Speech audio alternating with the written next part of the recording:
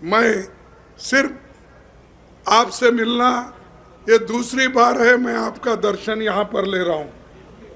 पहले एक बार आया था, उस वक्त मैं आपसे मिल के गया और इस बार कुछ मांगने के लिए मैं आया हूँ और मुझे आशा है आप कभी मुझे निराशा नहीं करेंगे, राहुल गांधी जी को भी निराशा नहीं करेंगे, सोनिया गांधी जी को भी निराशा नहीं करेंगे और यहाँ पर मंच पे बैठे हुए लीडर्स को भी आप निराश नहीं करेंगे, ऐसी मेरी आशा है।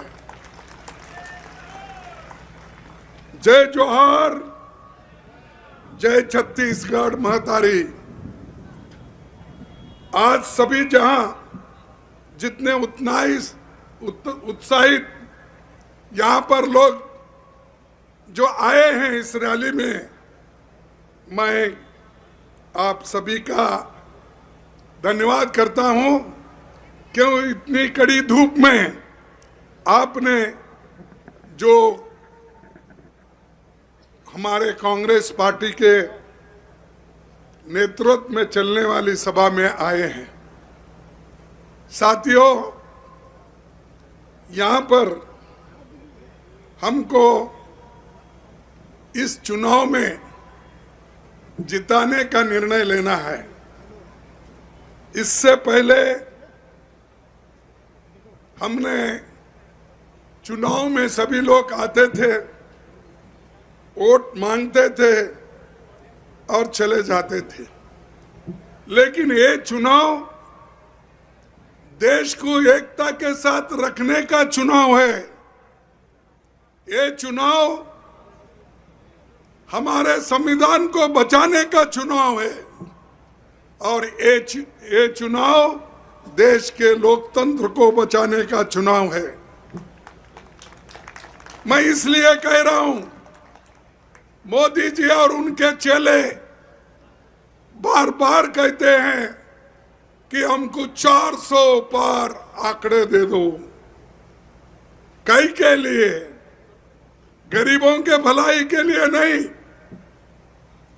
शेड्यूल ट्राइब्स के लिए नहीं, पिछड़े हुए लोगों के लिए नहीं, जो भी तबका गरीब तबका है, चाहे वो ऊपर जाति के हो, नीचे जाति कोई भी हो, किसान हो, उनके हकूक को खत्म करने के लिए वो 400 पार की बात कर रहे हैं। उनके लोग हर जगह बात करते हैं। इस बार अगर हमको 2/3 मेजॉरिटी अगर आप देंगे, हम संविधान बदल के दिखाएंगे। ये बहुत से लोगों ने बार बार कहा, इस बार भी वही बात कर रहे हैं। परसों आरएसएस के मुखिया मोहन भागवत ने ये कहा कि हम संविधान बदलने वाले नहीं है, रिजर्वेशन खत्म करने वाले नहीं है, ये ऐसा ही चलते रहेगा। उन्होंने कहा, क्यों कहा? अगर आप बदलने की बात किसी जगह नहीं करते तो ये बात नहीं आती थी। ये बात हो रही इसलिए कि आपके एमपी लोग बात कर रहे, आपके एमएलए लोग बात कर रहे, आपके साधु संत तुम्हारे पीछे जो है वो बात कर रहे। सबसे ज्यादा हमारे जो देश के प्रधानमंत्री है, जो नाम ही जल्दी आता है, नरेंद्र मोदी जी, वो बार बार कहते हैं, कौन कहता है संविधान बदल रहा है? भाई तुम्हारे लोग ही कह रहे हैं, क्या वो मालूम नहीं होता तुमको? जब तुम्हारे लोग जोर जोर से बोलते हैं वो भी सुने नहीं आता। मैं कहूंगा ठीक है कि आप उनकी बात नहीं समझ, कम से कम गरीबों की बात तो सुनो। इतनी महंगाई बढ़ रही है, आप सुन रहे हैं उनकी बात को? हमारे जो नौजवान लोग हैं उनको आज नौकरी नहीं है, पढ़ लिख के वो दर दर भटक रहे हैं, उनकी क्या व्यवस्था की आपने? आपने तो सत्ता में आने के लिए पहले बोला कि कांग्रेस वालों के जमाने में बड़े बड़े लोग खूब पैसे कमाए और वो पैसे विदेश में रखा, वो काला धन मैं लाऊंगा और हर एक को 15-15 लाख दूंगा। दिया उसने? नहीं दिया। अरे प्रधानमंत्री नरेंद्र मोदी झूठ बोलते हैं, झूठ बोलते हैं? नहीं, आप बोलिए झूठ बोलते हैं। तो एक झूठ हो गया।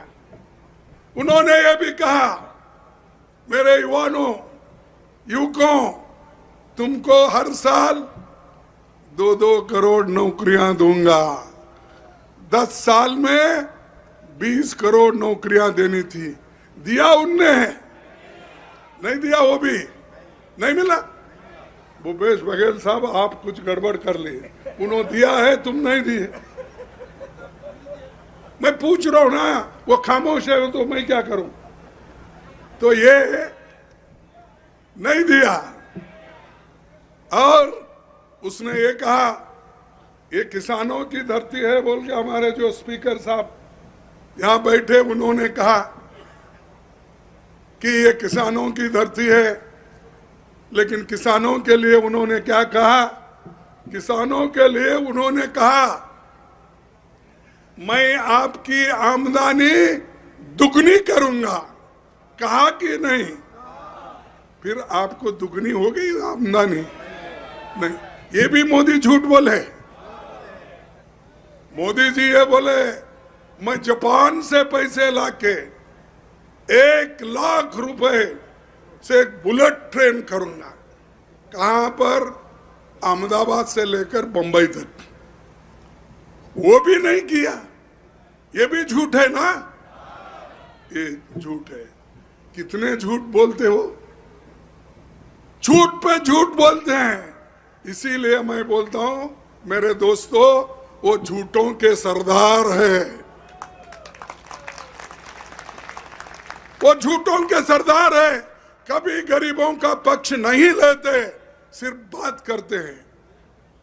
और यहां पर तो ऐसा हुआ है इस देश में, गरीबों को तो बात करते हैं बीजेपी, लेकिन आमदनी किसकी बढ़ाती है? अदानी और अंबानी की बढ़ाते हैं। किसी गरीब को नहीं देखते। और हमारे को सुबह उठ के शाम तक गालियां देने का एक ही, कांग्रेस को गालियां दिए बगैर उनको खाना ही नहीं पचता। नरेंद्र मोदी को,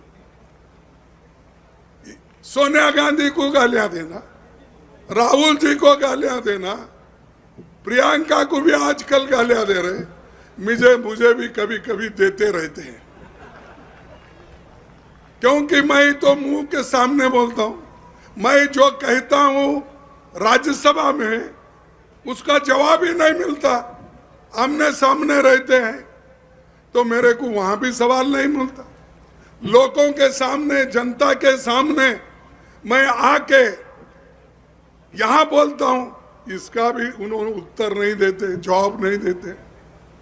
तो ये हमारे जो कहने के और हमारे जो प्रश्न है, उन प्रश्नों का जवाब उन्होंने कभी नहीं दिया। सिर्फ लोगों को बहकाना, लोगों को कुछ कहना। अब बात आई तो हिंदू मुसलमान। अरे जिस जगह मुसलमान का एक वोट भी नहीं है, वहां भी जाके हिंदू मुसलमान बोलते। ये मोदी जी का खेल है।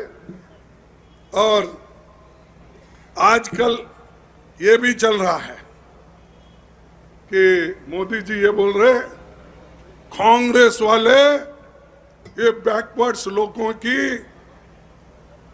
उनके फायदे के लिए, शेड्यूल कास्ट के फायदे के लिए, ट्राइब के फायदे के लिए वो लोग सारे लोगों का एक्सरे कराना चाहते हैं। क्या एक्सरे भाई? उनके घर में सोना कितना है, जमीन कितनी है, नौकरी कितने? अरे वो तो सेंसस है। बैकवर्ड क्लास के लोगों की स्थिति बदलने के लिए हमें क्या करना चाहिए, उसके लिए वो सेंसस करने का हम इसमें कहा है। उसको भी उन्होंने मजाक उड़ाया। यहां तक कहा कांग्रेस वाले तुम्हारे मंगलसूत्र को भी नहीं छोड़ेंगे। कहा या नहीं कहा? ऐसा अगर प्रधानमंत्री और 5 साल रहेगा, देश का पूरा बर्बाद करके जाएगा। और हमेशा यही कहता है मोदी कि भाइयों, मैं तो सबका साथ सबका विकास, लेकिन मैं तो कहता हूं सबका साथ तो लेता है, विकास कभी नहीं किया, सबका सत्यानाश किया। क्योंकि नोटबंदी किया, कोविड में किसको मदद नहीं किया, और कोविड में जो लोग इंजेक्शंस लिए आज फिर परेशान हैं।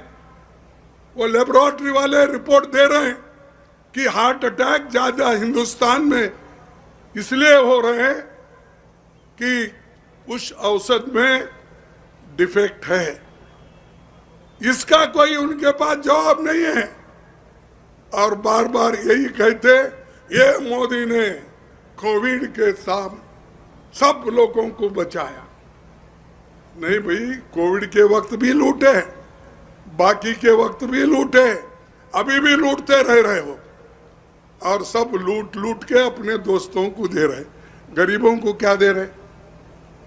गरीब देखिए, उन्होंने जीएसटी का भी ऐसा कमाल कर दिया। पहले जीएसटी किसानों पर जा होती नहीं थी, और सिर्फ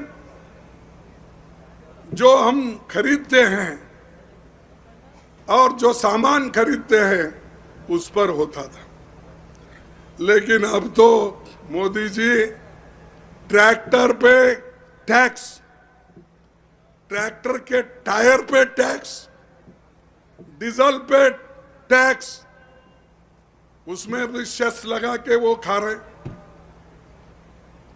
और जो कुछ स्पेयर पार्ट्स है उस पे भी टैक्स, फर्टिलाइजर पे टैक्स, उसके अलावा औषध पे, अमोनिया, वो औषध पे भी टैक्स। इतना टैक्स कर दिया, शायद ही कोई आज तक कोई प्राइम मिनिस्टर ऐसा नहीं किया था। ये एक ही ऐसा बहादुर निकला गरीबों को कुचलने का। और बार बार ये बात कहते हैं, क्या कहते हैं कि मोदी है तो मुमकिन है। हाँ, मोदी है तो मुमकिन है। ईडी में अरेस्ट कर सकते हैं, इनकम टैक्स में उनको डाल देते सकते हैं, सीवीसी में डाल देते हैं। ये सब अगर मोदी है तो ही मुमकिन है। हमने हुकूमत की इस देश में 55 साल, क्या किसी का मंगलसूत्र हमने छीना? क्या किसी के जबरदस्ती टैक्स लगा के, ईडी और इनकम टैक्स को उपयोग करके लोगों को जेलों में डाला? तो भाई वो बीजेपी का अगर आपके पास आए, घर घर तो आते नहीं, उनके पास बैठे जगह बटन होता है, दबाते रहते हैं। जब आएंगे तो पूछो, जो काम हम 55 साल में गरीबों के लिए किए थे, आप क्या किए थे मुझे बोलो। ये पूछना चाहिए। हम जो किए नरेगा का काम और उनके दाम को बढ़ाने का, मजदूरी बढ़ाने का काम हमने वायदा किया है। 400 रुपए प्रतिदिन हम देंगे। ये हम कोई लोग हमको नरेगा योजना करो पूछे नहीं, लेकिन ये सोनिया गांधी ने हिम्मत करके नरेगा का स्कीम लाई। तुम्हारा कौन सा ऐसा गरीबों के लिए है? एक फूड सिक्योरिटी को क्या बोलते हैं हिंदी में? खाद्य संरक्षण, हाँ सुरक्षण नियम। और ये हमने लाया, कोई पूछा नहीं। सारे देश में किसी ने नहीं कहा।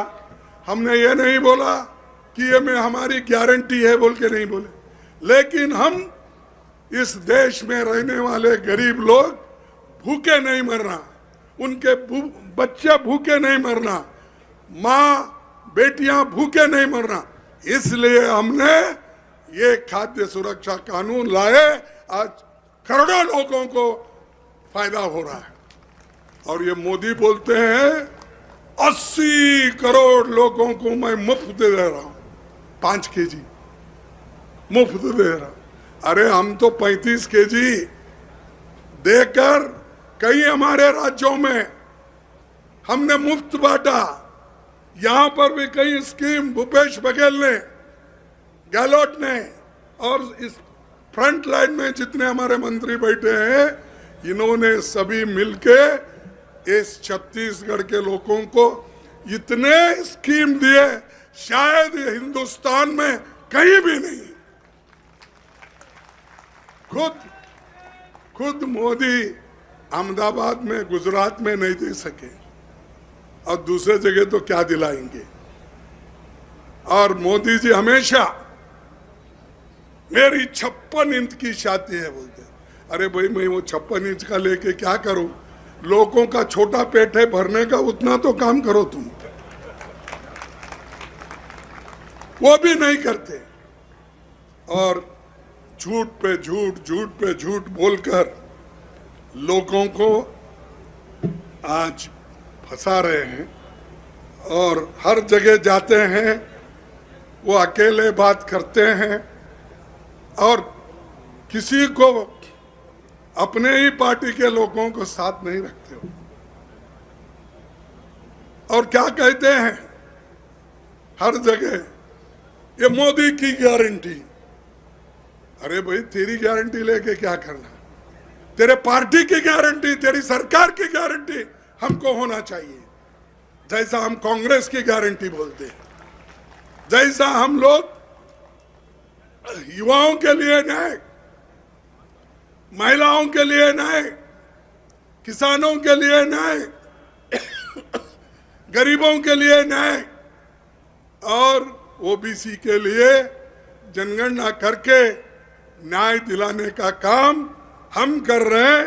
ये हमारी गारंटी है, ये मोदी की गारंटी नहीं।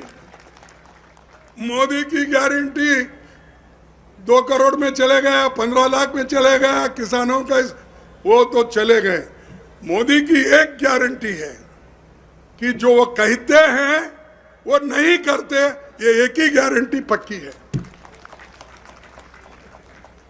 क्योंकि दूसरा कुछ किए ही नहीं, बोलते ही रहे, करने का काम उन्होंने नहीं किया। इसीलिए भाइयों, 2 चरण के तो इलेक्शन हुए, ये तीसरा चरण है। अब तक मैं हर जगह घूमा हूं, हर जगह पहुंच के लोगों से बात किया हूं। अब मैं मैसूर से आ रहा हूं, कल मैं रात में गुलबर्ग में था, मैसूर से सीधा यहां पर आया रायपुर से फिर आपका दर्शन लेने के लिए यहां चंपा में आया। सब लोग ये कहते हैं कि पहला चरण, दूसरा चरण जो हो गया उसमें कांग्रेस को भारी बहुमत मिलेगा। इसीलिए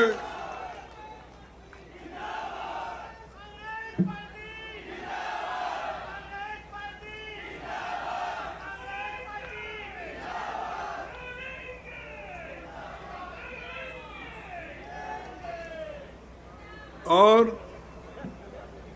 मोदी साहब बहुत अब छटपटा रहे। क्योंकि दो इलेक्शन होने के बाद उनको ऐसा लग रहा है कि उनके पैर के नीचे जो जमीन है वो खिसक रही है। तो जब खिसक रही आदमी चिड़चिड़ा होता है, कभी हमको गालियां देता है, कभी मंगलसूत्र पे बोलता है, कभी मुगलों पे बोलता है, कभी मुसलमानों पे बोलता है, कभी मटन चिकन इस पे भी बोलता है। बोलता है या नहीं? तो ऐसा प्राइम मिनिस्टर है।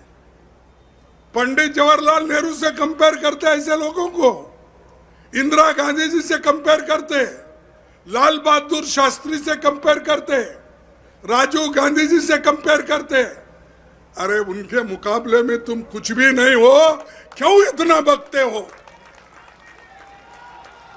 उन्होंने देश के लिए तो ये कर दिया, बड़े बड़े कारखाने कर दिए, स्टील फैक्ट्रियां निकाले, कोयले की खान खोदवाए, डैम बनवाए, पब्लिक सेक्टर्स बना के उन्होंने दिया। तुम क्या बनाए भाई? तुम एक ही मोदी मोदी मोदी। और हाँ, करेक्ट तुम बोले, ये जुमले हैं उनके पास, ये जुमले। लेकिन जुमले को लेकर अगर आप चलेंगे, आपका पेट भी नहीं भरेगा, सर भी खराब हो जाएगा। इसीलिए दोस्तों मैं यही बोल रहा हूं, उनका अब क्या हो गया है कि कांग्रेस पार्टी आगे बढ़ रही है, हम मेजॉरिटी में आ रहे हैं, इसीलिए वो हमेशा मंगलसूत्र की, मुसलमानों की और ये सब आपके पास छीन लेके उनको दे रहे हैं। जिसके बच्चे ज्यादा है उनको अरे हमेशा गरीबों के बच्चे ज्यादा ही होते हैं, सिर्फ मुसलमानों के होते हैं। अब मेरे को 5 बच्चे हैं, दूसरों का मालूम नहीं मुझे, मैं अकेला था। मेरे बाप ने बोला तू अकेला संतान मेरे लिए है, क्योंकि तेरी माँ मर गई, तेरी बहन मर गई, तेरे चाचा मर गए, मेरा घर पूरा उजाड़ दिया, क्योंकि वो घर जला दिया गया एक जमाने में। वो क्यों जलाया मैं नहीं बोलता, लेकिन जल गया, सब लोग मर गए, मैं एक बचा। मेरे पिताजी जो खेत में काम करते वो 2 ही बचे। तो इसलिए मेरे पिताजी हमेशा बोलते थे, बेटा तू एक ही है मेरे लिए संतान, अगर ऑपरेशन गलती से कर लिया मैं मर जाता हूं। बोले मेरा संतान ही खत्म होता, मैं जी रहा हूं तुम्हारा संतान देखने के लिए। तो गरीबों के पास तो संतान होते ना, पैसे नहीं होते, लेकिन तुम मुसलमानों का नाम ही क्यों लेते हो? मुसलमान अपने जगह पे है, इस देश के ही है। तो मैं भाइयों आपको इनके गुमराह में मत आओ। देश बनाना है, सबको लेके बनाना है, इनके जैसे देश को तोड़ने का नहीं। राहुल गांधी कन्याकुमारी से लेकर कश्मीर तक पैदल चले, कोई चला? बीजेपी में चला कोई? भाषण देने में मशहूर है वो लोग। मणिपुर से महाराष्ट्र तक उन्होंने चला, बस से, पैदल से उन्होंने चला। आप चले कोई? आप बोले तो आप नहीं, बीजेपी वाले चले कोई नहीं। और भाषण तो ऐसा करते, ये रिसेंटली है, इधर की बात है। लेकिन आजादी के वक्त भी ये लोग कहीं भी दिखते नहीं थे। ये सब गपचुप ब्रिटिशरों का काम करते थे, नौकरी करते थे। कोई इनके घर में कोई एक साधारण व्यक्ति भी देश के लिए मरा नहीं। ये बड़े बड़े बात करते हैं कि कांग्रेस ने क्या किया। अरे अगर हम देश को आजादी नहीं दिलाते, पंडित जवाहरलाल नेहरू जी अगर इस देश में डेमोक्रेसी को कायम नहीं रखते, बाबा साहब अंबेडकर अगर देश के लिए अच्छी संविधान नहीं बनाते, तुम कहां रहते थे? मोदी जी आप जिंदा जो है प्राइम मिनिस्टर जो है वो कांग्रेस के वजह से है, क्योंकि हमने इस प्रजातंत्र को बचाया, संविधान को बचाया, गरीब लोगों की मदद की।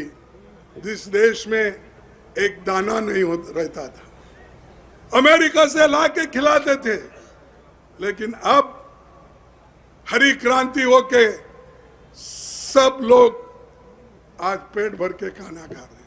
व्हाइट रेवोल्यूशन, सफेद रेवोल्यूशन लाके सबको दूध दे रहे।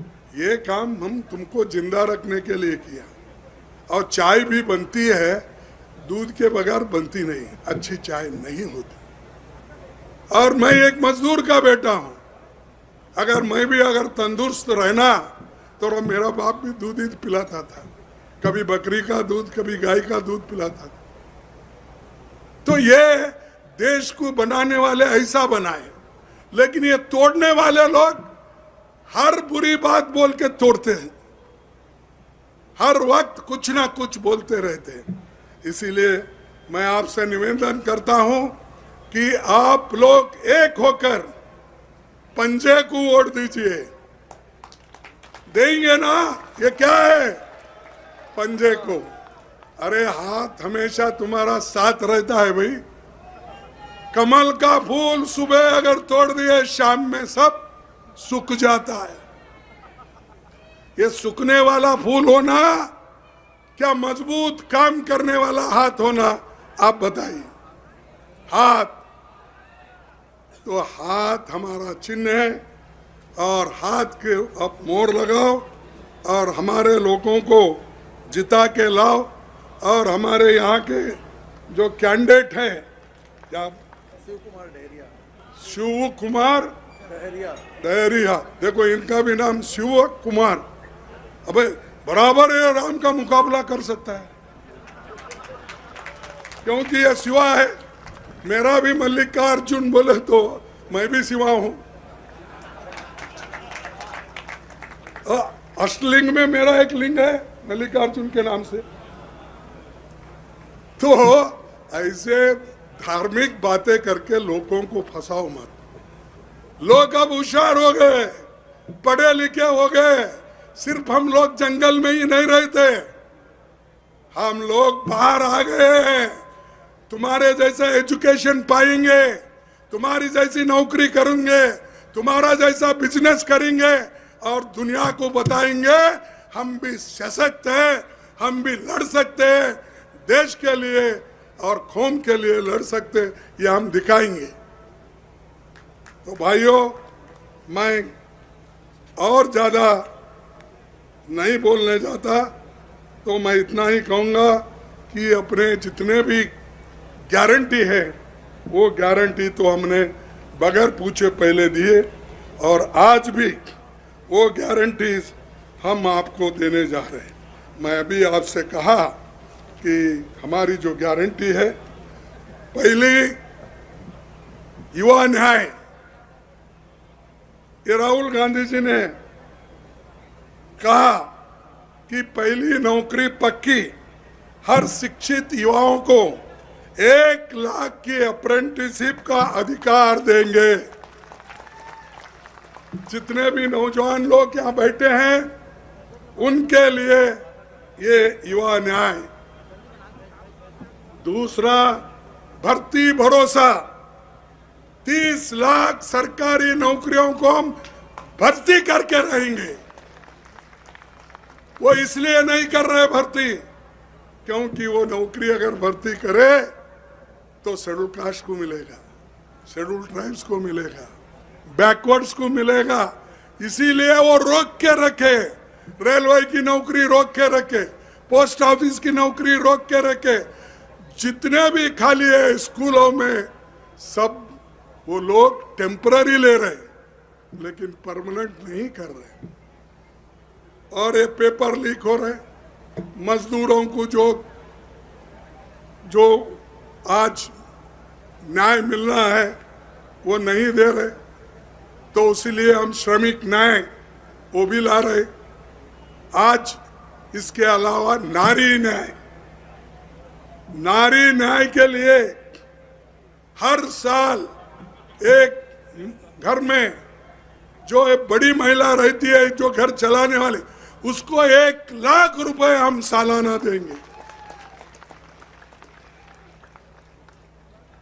और तीसरी, हम सावित्रीबाई फुले हॉस्टल्स हम खोलेंगे, क्योंकि हमारे बच्चे बच्चियां वहां पर ठीक ढंग से पढ़ते नहीं।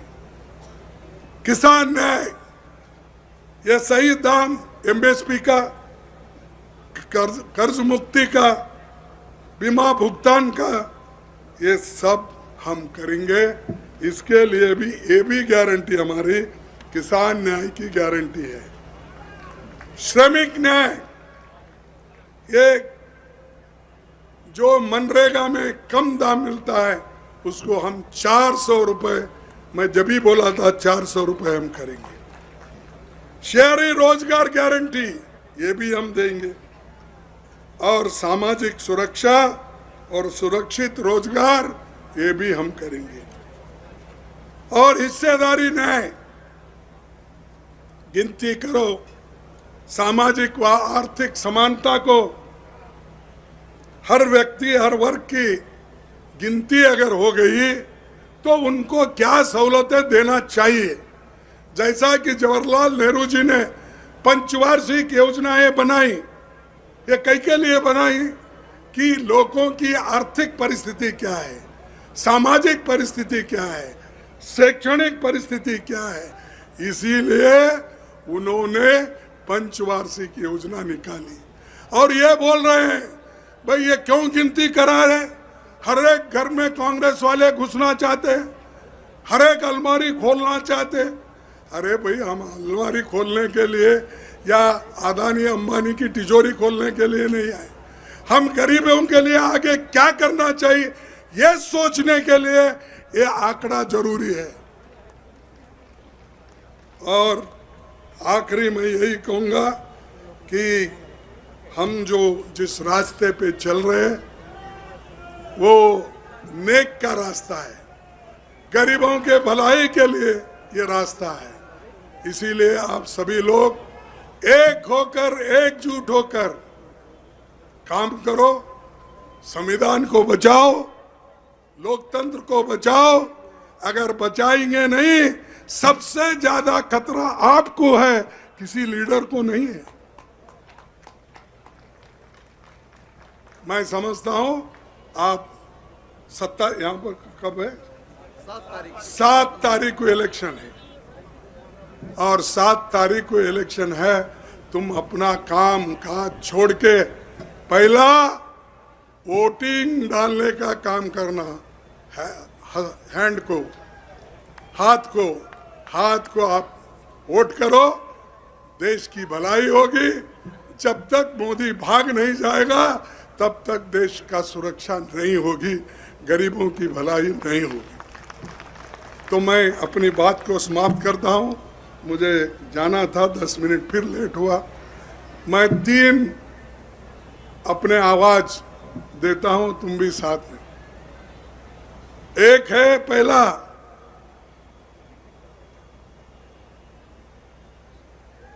देश बचाओ मोदी भगाओ, मोदी भगाओ देश बचाओ, मोदी भगाओ देश बचाओ, मोदी भगाओ देश बचाओ। जय हिंद, जय हिंद। अरे सब इस लाइन में बैठे हुए, इस लाइन में बैठे हुए, उस लाइन में बैठे हुए, उधर जरा आवाज कमजोर। अरे थोड़ा पानी की तो व्यवस्था करना था, करे। जय हिंद, जय हिंद, जय कांग्रेस, जय कांग्रेस, जय कांग्रेस। सबको नमस्कार और जीत के आओ। आप सबको धन्यवाद, नमस्कार।